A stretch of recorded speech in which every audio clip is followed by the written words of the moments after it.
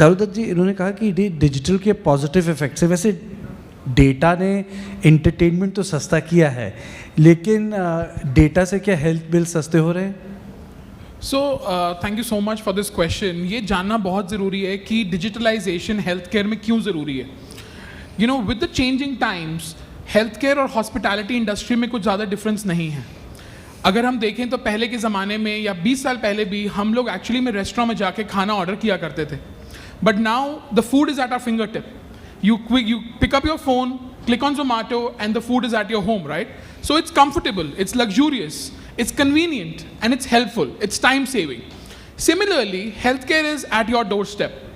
And data की मदद से आप ना केवल प्रिवेंटिव मेडिसिन, जैसे नेहा जी ने बताया, it is called preventive community medicine, जिसमें मेरे को क्या रिस्क फैक्टर्स हैं, क्या कार्डियोलॉजिक रिस्क फैक्टर्स हैं, कितना मेरा आर्थराइटिस रिस्क फैक्टर है, वो सब आप कैलकुलेट करके अपने करेक्ट डॉक्टर या फैमिली फिजिशियन को दिखा सकते हैं. So it saves time.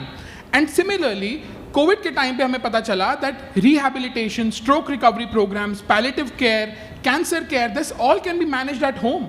Y to waste time? Hospitals actually सिर्फ और सिर्फ अक्यूट मेडिसिन के लिए होने चाहिए.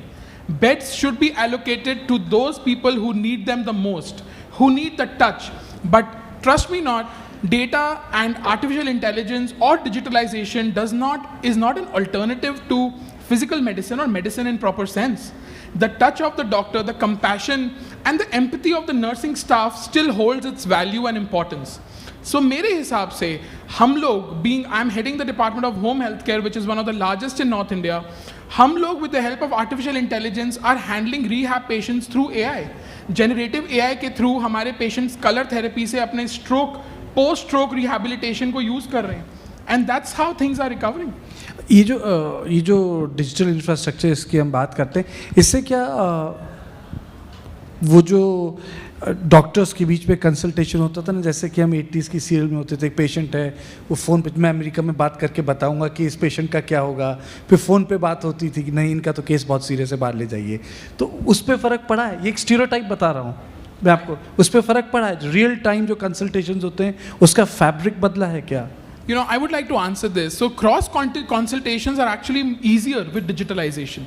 यदि मेरे किसी पेशेंट को एक सेकेंड ओपिनियन चाहिए, so with the help of the correct software I can actually put a cross consultation to the doctor, and real time में दूसरे डॉक्टर को पता चल जाएगा दैट डॉक्टर चारू के एक पेशेंट जिनके XYZ हिस्ट्री के साथ ये प्रॉब्लम है, उनको इस हिसाब से चलना है. पहले के टाइम पे वही पेशेंट एक डॉक्टर से दूसरे डॉक्टर के अपॉइंटमेंट के लिए एक टाइम लैग होता था. सो वो डेफिनेटली आपका टाइम आपका कम हुआ है, आपका अक्यूट मैनेजमेंट बेटर हुआ है, and timely intervention is very very important. So timely intervention के लिए अवेयरनेस बहुत ज़रूरी है, which is thanks to people like Neha who are doing wonderful job in creating awareness to such things.